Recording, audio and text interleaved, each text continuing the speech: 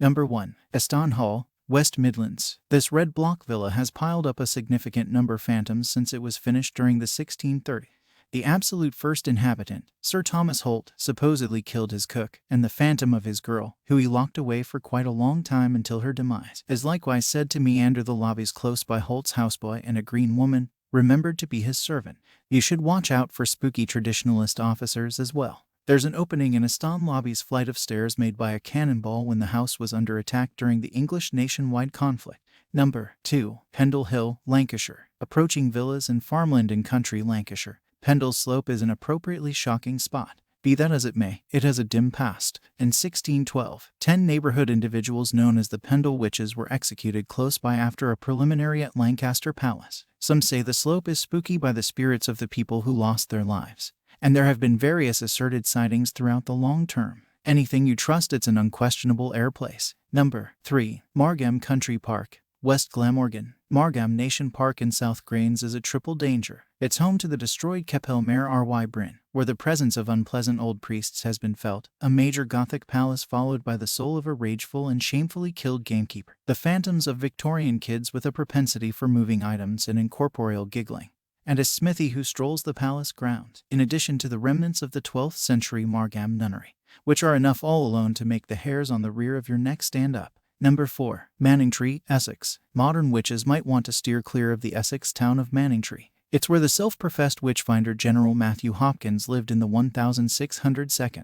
His efforts resulted in the deaths of hundreds of women in East Anglia's witch trials. If you don't feel the ancient anger of the persecuted there, you could spot the ghost of Hopkins himself. Sightings of him have happened during full moons in the neighboring village of Missley, by the pond where he infamously drowned so many innocent people. Know when the next full moon falls. That would be Halloween. Cool. Number 5. Scurrid Mountain Inn, Monmouthshire. A lot of bars have terrible stories to tell. However, this old drunk in the Brecon reference points has more than most. Punters have announced hearing hammering entryways, noisy strides, and murmured voices. Rumors from far and wide suggest that is on the grounds that the structure was once utilized as an official courtroom, and many respondents were executed in the actual hotel. A noose presently hangs in the memorable bar. You know, on the off chance that you really want a sign of its dreadful history with your half pint.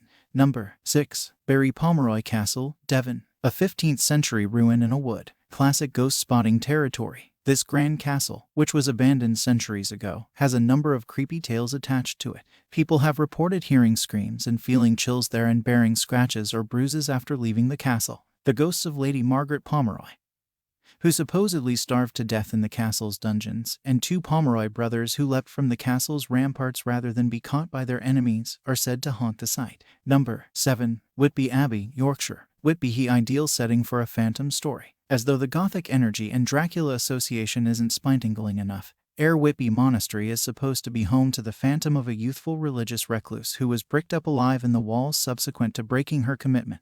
Furthermore, a ghost funeral car with 4 headless ponies and a headless driver has been seen before St. Mary's Congregation in the shadow of the convent. Number 8. Duntulm Castle, Isle of Skye. Here's something ethereal and other about the Isle of Skye, with its astonishing scenes and puzzling spots with names like the Pixie Pools and Pixie Glen. The remnants of the Duntulm royal residence, which grasp toward the northern tip of the island, are no excluded. It was intrinsic in the late 14th 100 years before being abandoned around 1730. By and by it's so unstable the clifftop fortress is best seen from a safeguarded distance. Watch out, nonetheless, for the ghost of a nursemaid, killed after she inadvertently dropped a family supervisor's kid through the window and into the sea. Number 9. Pluckley, Kent. A beautiful town in Kent. Pluckley is known for being the spot the television series The Darling Buds of May was shot, and furthermore for being totally overwhelmed with phantoms. As a matter of fact, residents gladly gloat about their spot in the Guinness Book of Records as England's most spooky town, because of the 12 authority specters that wander the spot.